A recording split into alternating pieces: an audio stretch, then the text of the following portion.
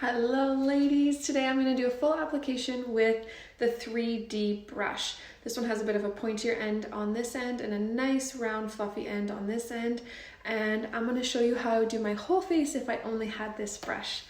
So I'm going to start with the contour as I always do, and I'm going to go in with the pointy end of the brush. You honestly can do this with either end of the brush, but I'm going to start with the pointy end. Get a bit of product on my brush like that, maybe a little bit more. The contour is always the thickest product, so you kind of have to warm it up. If it's really stiff for you, you can just take a blow dryer and run it over it. Now I'm going to go from the top of the ear towards the corner of the nose, stopping at about the outer third of my eye, just like that. Same on this side, like so. And then I'm just going to frame out my forehead by going ear to ear, right along my hairline. If you have a really small forehead, I recommend kind of skipping the middle and just kind of doing corners like that. And if your forehead is quite long and you kind of want to give the illusion of a bit smaller, just bring that contour down further, okay? I'm also going to frame out my jawline by running right from my ear around that jawbone, right on the edge, still with the contour on both sides and connecting it in the middle.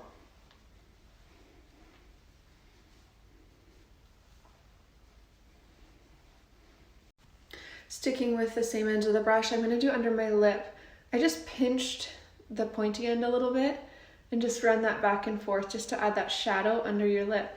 Now, you could attempt your nose with the brush, but honestly, if this was my only brush, I probably would go in with my finger for my nose and just draw two straight lines of contour, straight up and down with a little gap in between. And if you have a really long nose, I recommend capping it at the end. And you can even like draw a little bridge across if you'd like, because those two lines are going to slim out your nose. You can see mine pretty much touch right there. I'm just going to go between them with brightener and add that little space. So now I'm done my contour with this end of the brush. Now I'm going to go in and do my brightener. There's a bit of contour left on this brush, not a lot on this side, but it doesn't really, like cream makeup doesn't really slide around. So you can wipe a little bit off like on the back of your hand, or if you have the brush cleaning tile, just run your brush over it, but honestly, I wouldn't worry that much. Note that all of these steps I'm doing, I could do with my finger, right? But you can also do them with the pointy end of the brush. So that was with the brush, that was with my finger. The end result's gonna be the same. For down my nose, again, I would probably do my finger like this, and that's why a brush like the smudge brush, which is an inexpensive brush, complements the 3D brush really well, because you could use that for this precise stuff and the 3D for everywhere else. So to summarize what I did, I contoured my cheeks by going from the top of my ear towards the corner of my nose, stopping at the outer third of my eye, framed out my forehead by going all the way around, and framed out my jaw by running the contour right along that line. If you have like a double chin or jowls, add a bit of contour in any lines under your chin just to darken that area and add that shadow there as well. Then I contoured down my nose for that nice slimming effect and under my lip. And then I brightened the center of my face between my eyebrows and the whole center of my face, and I brightened the outer corners of my eye, kind of like concealer. Now, if you have no texture here and no darkness, I would go in with my brightening shade and just do one dab right there. If you've got some maturity to your skin, you've got some darkness, some texture, I would actually go in with my main shade, which is a bit closer to that darkness in actual color, because putting a bright color over a dark area is kind of like putting a white t-shirt over a black bra. It just makes it muddy. Okay, so now my eyes are good. All I'm going to do is go into my main shade, the final shade of the 3D foundation that I matched you to, and put a little bit of it everywhere that I don't have product. Okay, just like this. Just a couple of dabs. Again, you could do it with your finger, just like that. Okay. So now I'm just going to flip the brush around and blend with the round end of the brush. You can actually blend your eye area with the pointy end, and you might find you can get into your eye area a little bit better. And as you can see, I'm stippling the product into place. I am not swiping it away, okay? The little bit of product I pick up on my brush from my under eye is enough to run over my eyelid, because I really don't need a lot of makeup on my eyelid, but it's just a little bit to like make it all match, okay? So I work this in with the smaller end of the pointier end of the brush. Then I'm going to flip the brush around to the round end, And I'm sticking to the bright shade, the brightening highlight, and the main highlight, and I'm just stippling those in with this nice fluffy end of this brush, avoiding my contour for now. We strategically placed everything, so we don't want to move it around too much. We just kind of dab it into place, okay? Just like this, okay?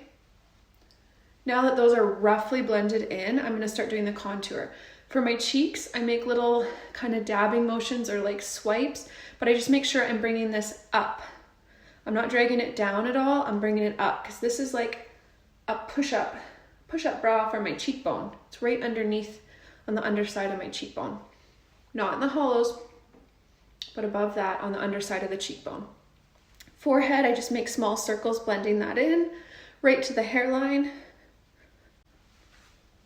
So yeah, just making small circles with that forehead contour right to the hairline. You don't want a bright area behind your contour, because this is kind of like a shadow, fading these areas out and drawing the attention into the center of your face. Nice circles. And this cheekbone again, stippling it into place or kind of bringing it up. Just like that. If you find you have too much product, honestly, just keep blending. And if at the end you're like, oh, I wish I could see my contour a bit more, just dab a little bit in and add it in. I'm going to make circles with this contour on my jawline, bringing that down onto my neck a little bit, blending it all together. Don't forget about under your lip. I just take that back and forth. And then for the nose, I try and really just go in and out so that I'm keeping that product exactly where I placed it. Or you can make kind of small motions up and down, but I just don't want to move it around too much because I placed it where I want it, right? So that is my 3D foundation. I can kind of soften out any edges so that the brightener meets the contour as I would like, just like that. And then I'm going to show you bronzer and lip and cheek. So for bronzer, I actually swirl my Bella bronzer with rose gold illuminator, and I just swirl the brush in. I don't stab it because I just want to pick up like a nice light amount of product evenly on my brush. So now that I've picked up the bronzer on my brush, I just go where I would get a sunburn, the top of my forehead, and I leave 2 little dabs of product, the top of my cheekbones, a little across my nose, and with what's left on my brush, I blend out my neck because our neck is always lighter than our face. And the fluffy end of the 3D brush is beautiful for this. Does an awesome job. Now I'm just gonna make big circles over top of where I placed that bronzer. So I did a circle here, I did a circle here, and then I'm just gonna marry them together coming around my eye. This adds so much warmth while adding dimension. I definitely wear bronzer year round. It's not a summer thing. Actually, it kind of gives my face life all winter, and I absolutely love it. So that was the Bella bronzer, done beautifully with the 3D brush. Now I'm gonna grab, just for something different, I'm gonna grab Hollywood lip and cheek, a nice pink. You can put this on just like you put on traditional blush. You don't need very much. Personally, I start on like the cheekbone and dab backwards from there, just like that. Or you can go in with your finger and make a dab and then a couple dabs behind and just soften it out. The satin lip and cheeks are so pigmented that you hardly need any product. Okay, I've got a little bit of a rosy glow. I'm gonna finish with illuminator. This is Pearl Illuminator, and I just like to put it on with my finger on the top of my cheekbones, on my brow bones, maybe the inner corners of my eyes, the end of my nose, and then I just use a 3D brush just to soften the edges. See that shine that comes in from it?